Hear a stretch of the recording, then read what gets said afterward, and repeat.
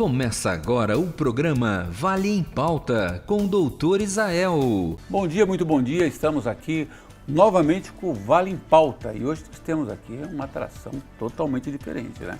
Nós vamos conversar daqui a pouquinho com uma personalidade aqui de Jacareí que participou de um torneio importante, né? Na verdade, um campeonato nacional brasileiro, né? Infanto-juvenil de tênis, né? E eu estou aqui com a tenista, a Pietra Zakharov. Você já deve ter ouvido esse sobrenome, Zakharov, né? Que tem 13 anos e você é residente aonde? Em São José? Em Jacareí. Em Jacareí? Isso. Muito bem, Pietra. 13 anos e você já está com esse amadurecimento no esporte? Sim. Desde quando você entende assim de tênis? Eu jogo desde os 4 e... É o que falam para você, né? Porque você não lembra dos 4 anos jogando tênis. Não muito. Não muito? Não. Mas você falou, jogo desde os 4. E eu comecei a treinar assim, mais forte com uns 10 anos. Aí você tinha o quê? Um instrutor? É. Mas eu sei que seu avô também gosta de jogar tênis, você conhece ele. Minha família joga, minha mãe, meu avô. Meu pai joga um pouco também. Então, seu pai joga um pouco, mas é o mais empolgado de todos. O pai, você fala, o meu avô, minha mãe, e meu pai joga um pouco também. Se ele ouvir isso aí, ele vai ficar chateado com você, Pedro. Mas joga um pouco bom, tantinho bom, é isso. Tantinho bom. Então você começou com 4 anos de idade e assim, eu tenho conversado aqui nos bastidores, até conversei um pouco com seu pai, e ele falou que você tem se destacado bastante no tênis, né? O que é importante para que a pessoa seja tenista? É a disciplina, preparo físico? Você acha que a pessoa já nasce com dom? O que você pensa? Eu acho que tênis, para você jogar, você tem que treinar bastante. Também tem que, você tem que ter bastante disciplina, porque é um esporte muito difícil. Então, se você não treinar todos os dias, fazer um bom preparo físico, não dá. Assim. Você acha, então, o preparo físico, ele excede simplesmente a técnica? Por exemplo, tem que ter resistência física, uma capacidade cardiopulmonar, né, para poder aguentar o tempo, né? Mais ou menos quanto tempo que é uma partida? 1h30, 2 horas. Assim. E tem muito deslocamento? Tem muito. Então, essa parte pulmonar, cardiopulmonar, tem que estar sempre afiada. Sim. E a alimentação também? Também importante, bem importante. Você arrisca isso? Sim. As pessoas estão nos vendo aqui na televisão, né? Muita gente, né? Você acha que tem uma idade específica para não estou falando para o alto rendimento, que é o que você está buscando, mas tem uma idade para se iniciar no tênis? Para você virar mais pro assim, eu acho que tem que ser bem pequena. Mas se você quer só jogar assim, eu acho que não tem muito uma idade certa. Porque minha mãe começou a jogar meio tarde, meu avô também, eles não começaram desde pequena e eles jogam... como uma forma lúdica, como uma forma de diversão, um esporte, que é importante, né? Aí não tem idade, não é? Você treina desde os 4 anos de idade, né? O esporte para você, como o tênis, passou a ser uma coisa prazerosa, né? Como um objetivo na sua vida. O que você sonha? Eu quero jogar profissional, ganhar alguns grandes slams, é isso. E quando começa? Tem o ranqueamento do slam, tem uma fase para começar a ranquear? Tem, você tem que jogar alguns torneios para fora, para você começar a ganhar ponto, para você conseguir entrar. Primeiro tem o juvenil, né, que são os grandes slams juvenis. Tem já o grande slam juvenil? Tem. Aí você joga eles, daí se você tiver ponto, você vai pro profissional que é de adulto. Tá. Então quer dizer que existe toda uma sequência para que a pessoa possa ir subindo nesse ranking do tênis. Isso. Né? E hoje, se nós estávamos falando agora há pouco que você já ganhou vários títulos, coleciona vários títulos. Sim. Quais os títulos de maior expressão que você tem? Eu fui campeã da Copa das Federações, vice do Brasileirão e já fui campeã de alguns brasileiros também. Já foi campeã dos brasileiros? E tá aí ranking, lógico, você acaba entrando nesse circuito de pessoas que que entende esse mundo do tênis, que você está em franca evolução no tênis. O tênis não acaba sacrificando muito a questão da saúde, principalmente a parte musculoesquelética da pessoa? Existe um preparo para isso? Porque eu lembro que tinha um tenista no passado, até muito conceituado, foi algumas vezes, levou o Brasil ao delírio, que é o Guga, e acabou tendo, né, um problema de saúde com relação à articulação coxofemoral, né? Não é muito sacrificante? Existe hoje uma tendência da medicina melhorar isso para quem é tenista? Ah, acho que sim, mas eu acho que é bem importante o preparo físico, isso que eu tinha falado, porque, tipo, se você se machucar, meio que, tipo, atrapalha muito a carreira, assim, então é bem importante. Tipo, Eu tô vendo que você tá arranhada aqui, tudo, né? Isso é normal no tênis? eu caí hoje no meu Caiu jogo. hoje? Então é muito comum isso aí, né? Porque você quer salvar aquela bola, né? E aí é comum esses arremessos, você se lançar para poder, é isso. E você joga que modalidade? Individual ou dupla? Eu jogo os dois. Sim. Isso é normal nos tenistas ou É, tem tenista normal. que só joga individual ou dupla? A maioria joga os dois. A maioria joga os dois. E aí, quando joga os dois, existe uma dificuldade com relação ao posicionamento, porque é diferente. Posicionamento, você vai jogar sozinho e você tem que ter uma sintonia. Sim. E aí, existe um treino para dupla? Existe, mas, tipo, eu jogo com a Betina, que é a minha dupla desse ano inteiro, fixa, e a gente é bem entrosada, que a gente é bem amiga também, então fica mais fácil. Aí, sendo amiga, fica tudo mais fácil, né? E você, como que você se considera, né? Porque todo atleta que ele busca o desafio, né? Ele se cobra demais com relação ao seu resultado. Até você sabe se um dia você teve um bom desempenho ou se naquele dia você não teve um bom desempenho, né? E como que é você, do questão do seu temperamento e da sua autocrítica? Você se cobra muito, se policia muito? Eu acho que eu me cobro bastante, mas estou melhorando isso com o tempo. Tem que aceitar que as limitações, né, e buscar se superar. É isso mesmo? Como que é você que passa a ser uma pessoa que tem um diferencial com relação aos demais colegas da sua escola, por exemplo? As pessoas te vê, sabem que você tem esse diferencial? Ou não? Sabem. A escola, assim, também me ajuda muito com as coisas, mas as pessoas da escola sabem também. As meninas da minha sala foram me assistir, que teve torneio aqui, elas foram me assistir, então bem legal. Só as meninas? Os meninos não vão? Não. Não muito. E porque o seu pai também vai ficar bravo se começar a ir muito menino lá assistir você, né? Mas, e você tem apoio, patrocínio de alguém? A prefeitura ou alguma entidade patrocina? Não. Só o seu pai patrocina você? Mas está aberto aí, né? Eu acho que é uma questão de configuração, né? Para poder ver um atleta que está aparecendo, surgindo e poder aparecer pessoas que possam enxergar isso em você, esse brilho, né? É questão de tudo do diálogo. Ela está aqui, olha, já estou fazendo um merchan. Não sou olheiro, não tem nada a ver com isso, mas eu acho que é importante. O esporte precisa disso para se manter. Você na última semana, você foi convocada pela terceira vez para treinar com a seleção brasileira de tênis. É isso mesmo? Isso. E aí, sempre respeitando a faixa, é isso? Na primeira vez que eu fui, foi ano passado, eu jogava 12 ainda. Na primeira vez? Na primeira vez. Foi 12 femininos só, então 6 meninas do 12. Aí na segunda, que foi ano passado também, foram 3 meninas e meninos de todas as categorias. Então 12, 14, 16 e 18.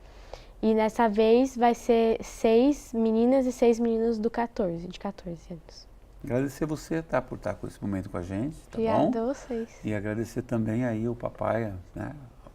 Mamãe, o vovô, que está dando esse apoio para você, né? Que está né, tenham famílias aí dando um apoio para os seus filhos, né, para que engrandeça o esporte e a gente tenha uma sociedade melhor, tá bom?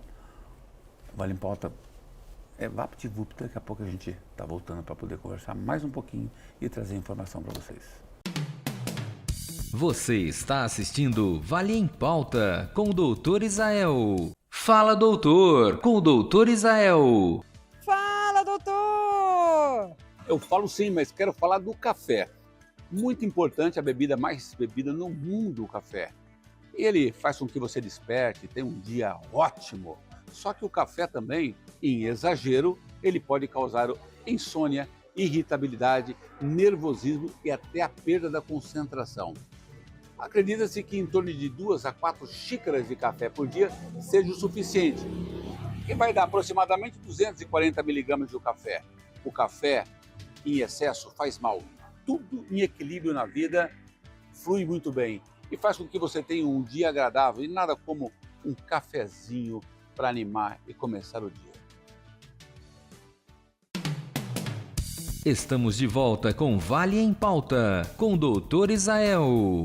Estamos de volta aqui com o Vale em Pauta, né? Hoje o assunto é esporte, né? E eu queria puxar um gancho, né, para voltar a falar do saudoso João Carlos de Oliveira, o João do Pulo, nosso João do Pulo, né? O João do Pulo agora que é um herói nacional. Dentre poucos heróis que existem no Brasil, nós temos aí o João do Pulo reconhecido com lei federal, né, como herói nacional. E ele, nascido em Pindamonhangaba, deixa esse legado, né? Em Pindamonhangaba as pessoas podem chegar e ver um sinal de boa-vinda a todas as pessoas que chegam em Pindamonhangaba com a estátua em grande estilo, bem próximo à rotatória, a principal rotatória, que nós chamamos de rotatória do João do Pulo. O João do Pulo que também é embaixador da cidade de Pindamonhangaba, né? Muito nos orgulha, né, um atleta do porte de João do Pulo, que foi campeão brasileiro, sul-americano e também conquistou as Olimpíadas. Nós que estamos buscando, através dos comitês olímpicos, a reparação do ouro olímpico do João do Pulo, que foi roubado nas Olimpíadas na União Soviética, na Rússia, né, em Moscou. Muito bem. E também lembrando que o João do Pulo agora passa a ser selo, né, selo dos Correios no Brasil. As pessoas podem adquirir o selo e foi reconhecido também esse selo que vai homenagear esse nosso grande atleta. A Academia também Pindamonhangabense faz o reconhecimento, a Câmara Municipal faz o reconhecimento do atleta João do Pulo e outras cidades do Brasil também, como Guarulhos, também reconhece o nosso atleta João do Pulo, que foi atleta, foi também deputado estadual por 2 mandatos, defendendo várias pautas, inclusive a pauta do esporte, né? Nós teremos em setembro um reconhecimento também pela Alesp, né, Assembleia Legislativa do Estado de São Paulo, reconhecendo através dos comitês de atletismo, né, o atletismo paulista, o reconhecimento do João do Pulo, que foi consagrado como herói da pátria também. Nós temos figuras que participaram da vida do João do Pulo, como Milton Neves, e o Teófilo, que é o Theo, que é o historiador, que eles vão dar depoimentos para a gente para entender o momento histórico, né, do João do Pulo e também aquelas pessoas que partilharam, caminharam com o João do Pulo, né, incluindo a sua filha, Thaís, entender como que o João do Pulo ele sai da vida, né, deixando um legado não só para as pessoas que conviveram na época, mas para gerações futuras sobre o esporte, como nós vimos agora há pouco, né, um atleta de 13 anos de idade dando show, né, e como quem já foi também deixando inspiração para os dias atuais. Bom, agora nosso bate-papo aqui é com o professor Theo Pimenta, historiador também, e que tem, assim, mantém a história viva, né, de grandes nomes do esporte do nacional e do nosso esporte aqui do nosso Vale do Paraíba, né? O programa Vale em Pauta, ele tenta ressaltar as figuras, né, que representaram o nosso Vale do Paraíba, né, e que as pessoas possam ter isso como referência, né? Então, professor, a gente hoje em pauta, aqui no Vale nós estamos falando muito da figura do homem atleta João do Pulo. Mas nós sabemos que teve outros nomes que representaram o esporte muito bem representado e também é uma referência para a nossa juventude. O que você tem a falar sobre essa representação? Doutor, primeiramente, né, gostaria de agradecer o convite aqui, que eu acho que o senhor fez algo dentro de Pindamonhangaba no esporte, algo fundamental para o atletismo, né, que foi essa questão da pista, né, que a gente está agora prestes ao nascimento dela, esse momento de revitalização do João do Pulo, né, eu acho que é fundamental, né, e fundamental para as futuras gerações, né, para o pessoal do atletismo, que é um projeto muito bacana que tem dentro da cidade, que o senhor vem apoiando, né, e falar de esporte é falar de formação de pessoas e formação de atletas, né, e quando a gente olha, né, a gente tem dois momentos dentro de Pindamonhangaba, né, como você falou, o João do Pulo, um ícone do esporte nacional, né, e que nos anos 80, nos anos 70 e 80 foi o grande nome do esporte brasileiro, né, e internacional,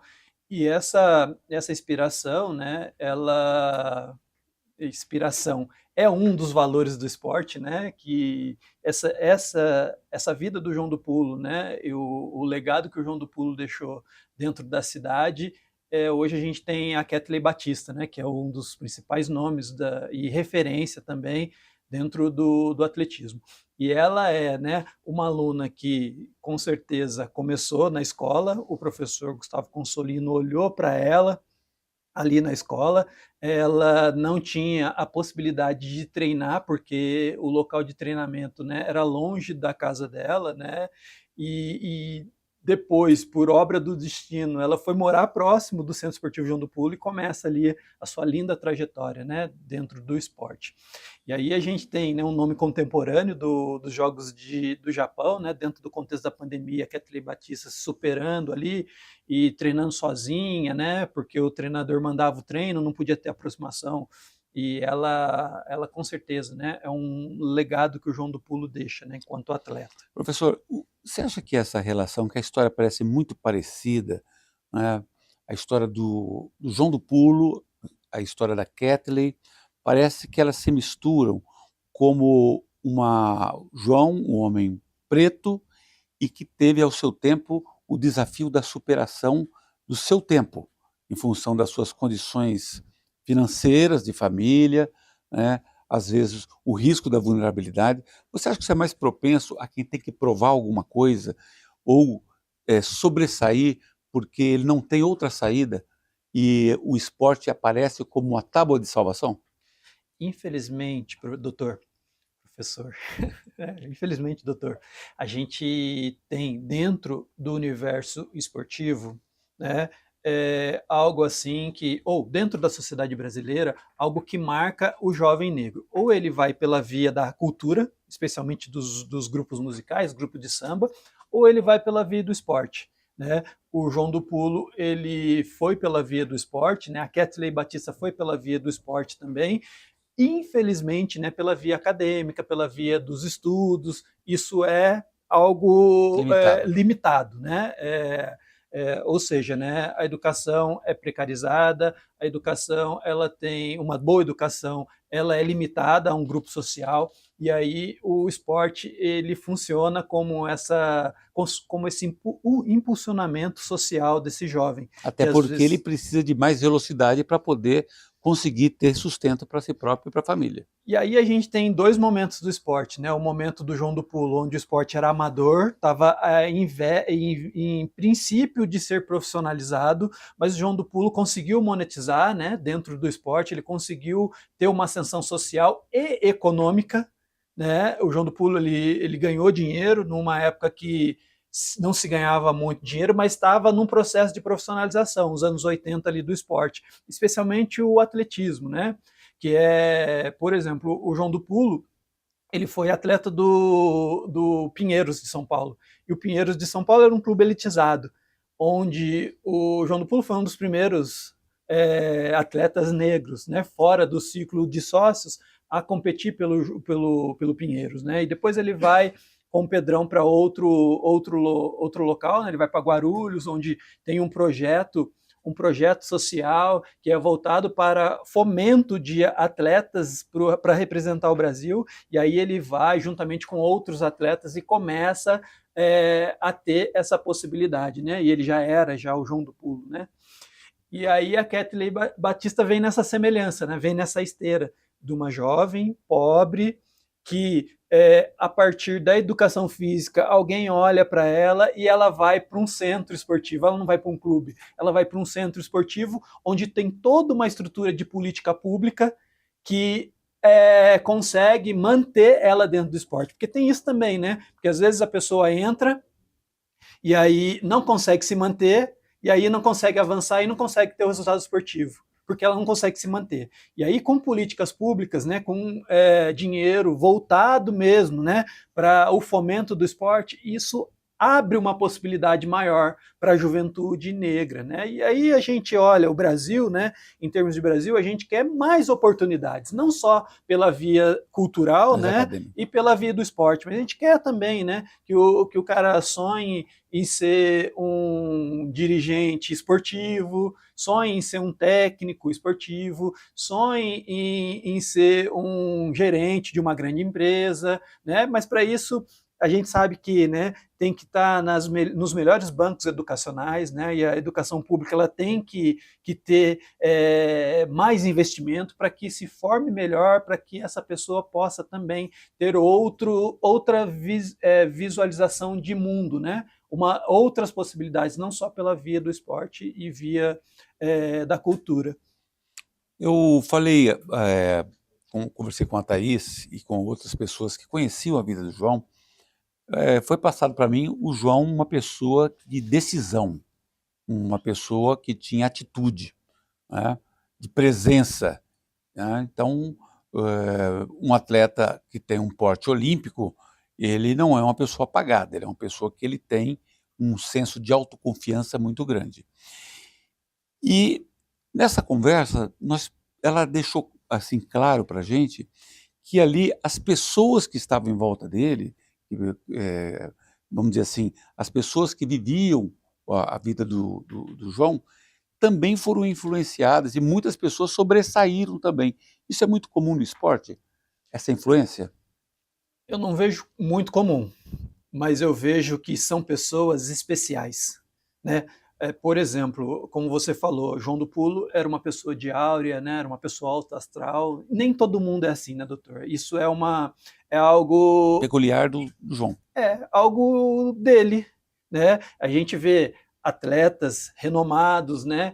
Que, por exemplo, a pessoa vai, e hoje a gente vê muito disso, a pessoa vai tirar foto com a pessoa não deixa colocar a mão.